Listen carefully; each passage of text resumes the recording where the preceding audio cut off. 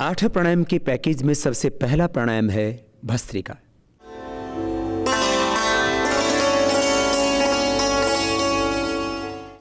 जिसमें लंबा गहरा श्वास लेते हैं और बाहर छोड़ते हैं।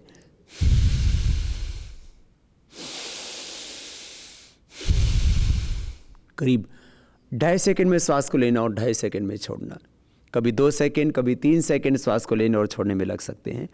एवरेज टाइम होगा 2.5 सेकंड श्वास को लेना, 2.5 सेकंड श्वास को छोड़ना, 5 सेकंड में एक बार।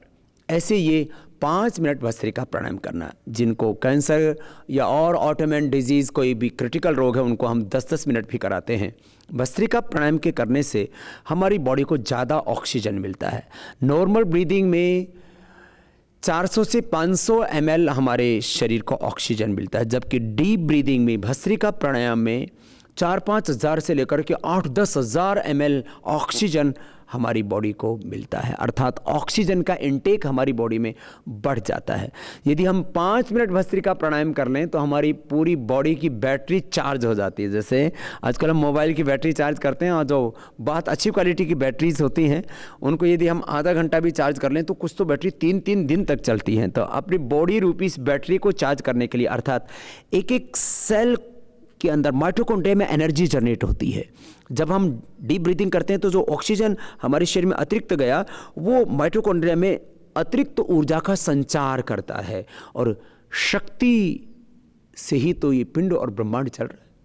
पूरे दुनिया में यदि 2 सत्यों को कहें तो क्या है? Matter and energy. Matter, energy, और फिर जो जीव हैं उनमें एक माइंड और जुड़ जाता है। बाकी जो जीव हैं उसके अलावा मैटर और एनर्जी मैटर में, मैटर एनर्जी में कन्वर्ट होता रहता है। तो हमारे पूरे शरीर के अंदर जो भी कुछ है उसको ऊर्जा में तब्दील करना है। हमारे भीतर और बाहर एक हमें आभा मंडल तैयार करना है।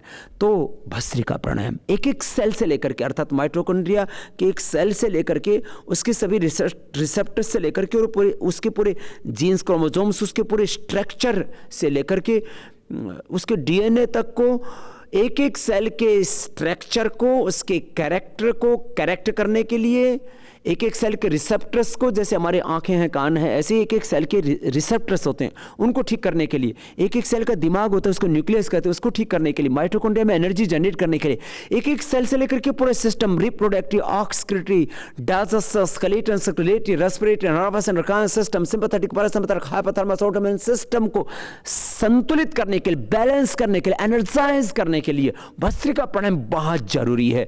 5 मिनट यदि आपने भस्त्रिका प्राणायाम कर लिया तो पूरी बॉडी का सिस्टम आपका एनर्जाइज हो जाता है। इससे आपका शुगर भी कंट्रोल में आता है। इससे पूरे रेस्पिरेटरी सिस्टम का पूरा व्यायाम होता है।